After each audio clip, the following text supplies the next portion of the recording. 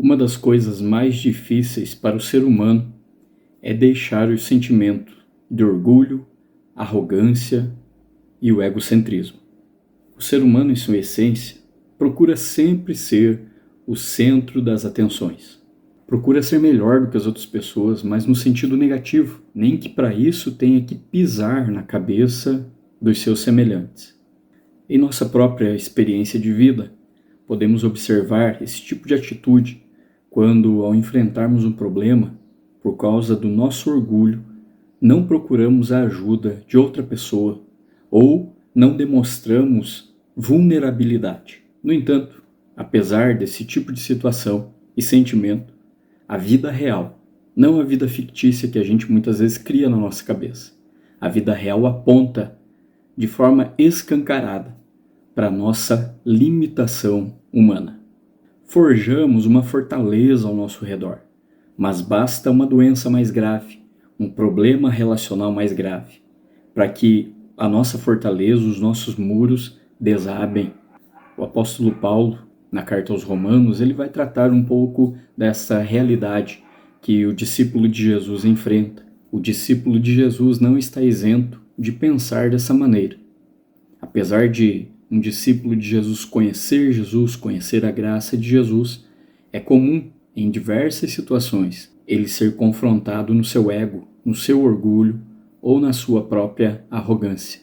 O apóstolo Paulo vai tratar em Romanos um pouco sobre essa realidade, em que mesmo conhecedor da graça de Deus na pessoa de Jesus, o discípulo de Jesus ainda é tentado, ainda enfrenta momentos de tentação em que ele precisa deixar o seu orgulho de lado, deixar o egocentrismo de lado e se render na dependência total de Deus por reconhecer, por meio da palavra de Deus, a sua própria limitação. Paulo ele vai se chamar de desventurado. Paulo, se autodenominando dessa maneira, de desventurado, ele está desenhando para nós um quadro que todo discípulo de Jesus, na verdade, enfrenta. Somos desventurados porque ainda enfrentamos uma luta muito grande dentro de nós, em que mesmo alcançados pela graça de Deus, alvos desta graça, somos muito limitados. E essa limitação nos leva muitas vezes a, num momento de tentação, até mesmo a ceder a um pecado. Porém, Paulo vai dizer que, graças a Deus por nosso Senhor Jesus Cristo, em um reconhecimento de que somente por meio de Jesus e da força que vem do Senhor Jesus, para que um discípulo de Jesus reconheça a sua própria limitação. É necessário fazermos esta mesma reflexão do apóstolo Paulo, por meio de um auto-reconhecimento das nossas limitações. Quando pensamos em um auto-reconhecimento, é justamente o que essa palavra significa. É um conhecer-se novamente. Afinal, nós não somos quem éramos ontem e não somos ainda quem seremos amanhã. Espera-se que sejamos melhor do que fomos ontem e amanhã esperamos ser melhores do que hoje. Especialmente para um discípulo de Jesus, espera-se que a cada dia que passe, ele seja melhor, no sentido de que, ao imitar Jesus, ele possa ser uma pessoa cada vez melhor. Uma pessoa que faz coisas boas para os demais.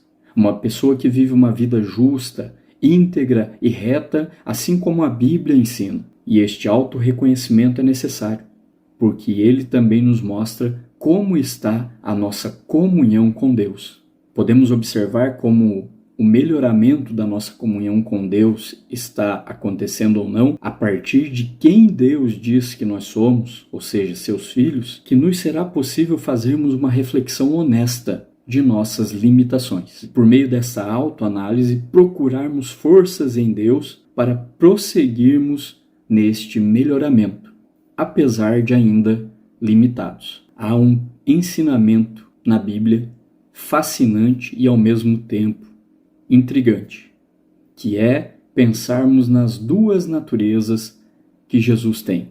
Ele é 100% homem e 100% Deus. Essa doutrina bíblica, ela nos capacita a entender como que o Jesus que chorou pela morte do seu amigo Lázaro é o mesmo Jesus que, após algum tempo, ressuscita Lázaro. Deus, por meio de Jesus, quis habitar entre nós, como um de nós, um ser humano que teve as suas limitações também, para mostrar que há coisas neste mundo, sim, que nos limitam em nossa essência e existência. Jesus nos mostra, em seu ministério terreno, que a sua natureza humana, ela esteve em muitos momentos sujeitas à vontade do Pai.